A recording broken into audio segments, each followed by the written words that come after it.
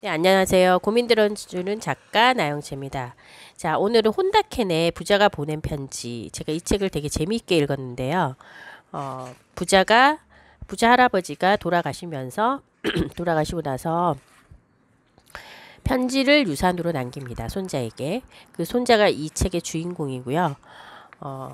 그 편지 속에서 이 책의 어떤 이제 손자가 이 편지를 읽고 삶의 깨달음 이런 것들을 어, 소설 형식으로 어, 남긴 책이에요.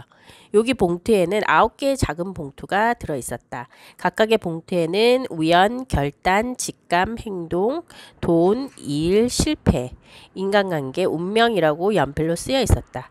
꽤 두꺼운 걸로 봐서 안에는 몇 장의 종이가 들어 있는 것 같았다. 네. 참 무언가 대단한 일이 일어날 것만 같았다. 가슴이 두근거려 숨쉬는 것조차 힘들었다. 편지를 끝까지 다 읽은 에미는 나를 쳐다보며 고개를 끄덕였다. 그녀도 나와 같은 기분이었을 것이다. 자, 그렇게 해서 첫 번째 챕터의 제목은 우연입니다. 인생이란 우연히 겹쳐서 완성되는 거란다. 그것은 마치 테피스트리와도 같아. 여러 가지 선들은 가까이에서 보면 아무 관계 없는 것처럼 보이지만 멀리서 보면 서로 연결된 한 장의 아름다운 작품이 되지. 지금은 실감하지 못할 테지만 우리도 어떠한 인연으로 연결되어 있단다. 그래서 이 사실을 꼭 기억해 두었으면 한다. 인생에서 일어나는 모든 일에는 의미가 있다. 그리고 그 일은 나를 행복하게 해주기 위해 일어난다. 지금은 죽을 만큼 힘든 일이라도 그 일은 언젠가 너에게 기쁨을 안겨줄 거다. 그러면 무엇을 걱정할 필요가 있겠니? 이것은 네가 경험을 통해 깨달아야 해. 많은 일을 경험하다 보면 반드시 알 수 있게 될 거다. 그러면 사람은 우연을 가정한 필연을 어떻게 발견해야 될까? 우연을 가정한 필연을 영어로는 싱크로니시티라고 부른단다. 우연히 만나는 사람들, 그런 사람들을 여러분은 어떻게 대하시나요? 어, 저도 여행을 하다가 우연히 만난 사람들이 있는데 꼭 좋은 인연으로 되는 경우가 거의 대부분이더라고요. 전철을 늦게 탄 덕분에 옛 동창을 만날 수 있고 그 우연을 계기로 전직했다. 레스토랑에서 학창시절의 선배와 우연히 만났고 나중에 함께 창업을 하게 됐다. 그러한 일은 일상적으로 많이 일어나지. 특히 성공하는 사람들은 우연을 가정한 필연을 참 잘 잡는단다. 우연을 가정한 필연. 직감적으로 느낌이 왔을 때는 특히 잘 살펴보는 게 좋아. 싱크로니시티를 발견하는 방법은 아주 간단해. 이를테면 커피숍에 갔는데 아는 사람이 없는지 주변을 둘러보는 행동도 싱크로니시티를 발견하는 방법 중에 하나야. 오랜만에 친구에게 전화를 거는 것도 좋고 평소에 잘 가지 않는 곳을 가는 것도 좋아. 길에서 우연히 친구를 만났다면 같이 식사를 하거나 가볍게 커피 한 잔을 하는 것도 좋아. 또한 병원이나 미용실 대기실에서 평소에 잘 읽지 않는 잡지를 읽어보거나 커피숍이나 전철에서 옆자리에 앉은 사람에게 말을 걸어보는 것도 좋단다. 이렇게 평소보다 조금 더 적극적으로 움직이면 운명의 여신이 장난스럽게 우연을 가정한 필연을 만들어줄 거다. 네. 이렇듯 싱크로니시티를 기회로 바꾸는 사람과 그렇지 않은 사람의 차이는 매우 크단다. 우연의 마법은 누구나 일으킬 수 있어. 하지만 우연의 마법을 일으키지 않으면 인생은 허무하게 끝날지 모르지. 자, 첫 번째 편지의 핵심이 이거예요. 인생에서 일어나는 모든 일에는 의미가 있고 그 일은 너를 반드시 행복하게 만들어준다. 이 이야기를 첫 번째 편지에서 전하고 싶었다.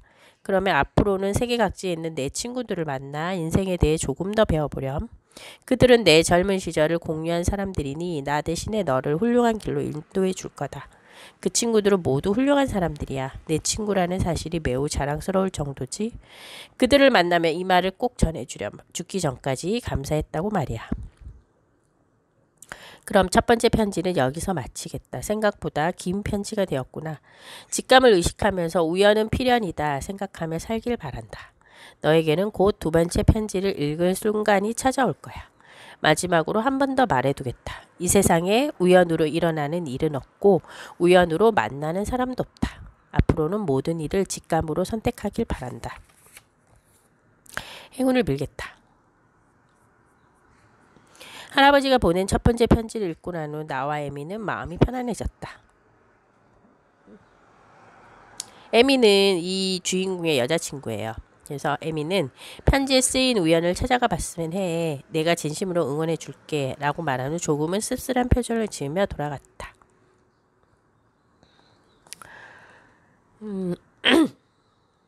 운명의 카드는 내가 뽑는다. 네. 할아버지도 그런 마음으로 살았을까? 나는 지금 인생의 전환점 앞에 서 있다. 이것은 틀림없는 사실이었다. 이대로 학교를 다니며 흘러가는 대로 적당히 취직하기는 싫었다.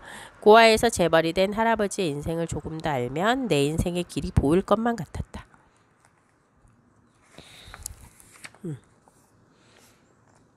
자, 여기서 그 공항권 취소 메시지를 듣고 주인공이 이게 떠나게 됩니다. 오타루로 떠나게 되는데 이 직관을 믿고 오타루로 행동하게 되는 거죠. 평소 같으면 꾸물거리고 망설였을 테지만 이번에는 왠지 바로 행동으로 옮길 수 있었다. 이 행동력에 가장 놀란 사람은 바로 나 자신이었다. 나도 하면 할 수 있다. 고베집에 있는 여동생에게 물어 사루타 씨의 연락처를 알아냈다. 그곳으로 바로 전화해 내가 사토 다이조의 손자라는 것, 그리고 내일 갑자기 오타루로 가게 되었다는 소식을 알렸다. 사루타 씨는 내 전화에 조금 놀란 눈치였지만 내 얼굴을 보고 싶다고 유쾌하게 말해주었다. 반값 항공권으로 이 주인공이 움직이게 되고 행동하게 되고 직감을 믿고 이제부터 여행을 이곳저곳 하게 됩니다. 자, 두 번째 편지는 결단이에요. 믿지 못하겠지만 결단을 내린 순간 미래는 탄생한다. 결단에는 재능도 돈도 시간도 전혀 필요 없단다.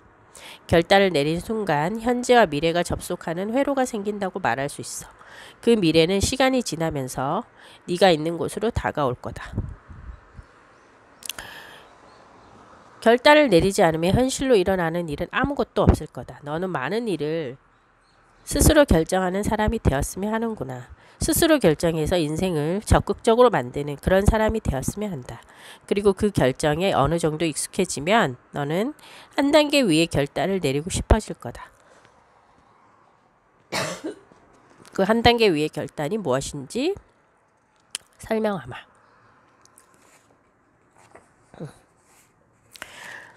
자, 회사의 평사원이었던 사람은 임원이 되면 완전히 다른 세계를 보게 되죠.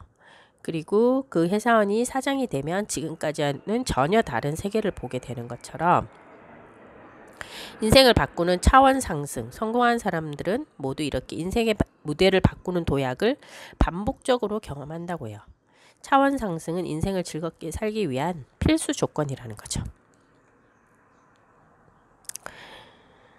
현 시점에서 무엇을 어떻게 결정할지 모르겠다면 최고의 미래를 손에 넣는 결정을 하면 돼. 지금은 어떤 결정이 최고의 미래를 손에 넣는 결정인지 구체적으로 잘 몰라도 좋아. 다만 네가 원하는 최고의 인생을 꾸준히 생각하렴. 그 최고의 인생이 결정되면 상상력을 발휘해 가장 좋은 인간관계, 가장 좋은 배우자나 가장 좋은 친구, 가장 좋은 공부, 가장 좋은 일, 가장 좋은 경제 상황들을 그려보렴.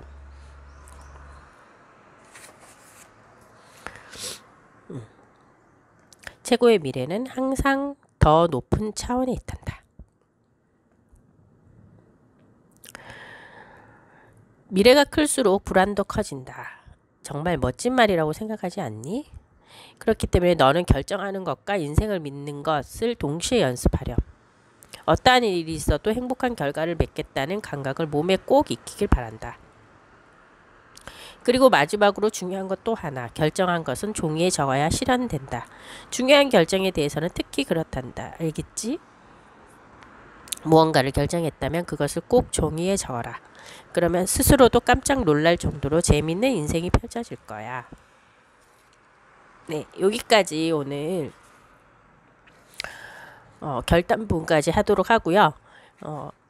되게 뒤에 부분도 되게 재밌어요. 그리고 그 챕터마다 핵심적인 메시지가 담겨져 있고 굉장히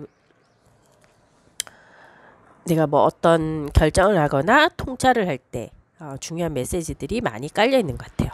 네, 오늘은 여기까지 하고요. 오늘도 감사, 사랑 가득한 하루 보내세요. 감사합니다.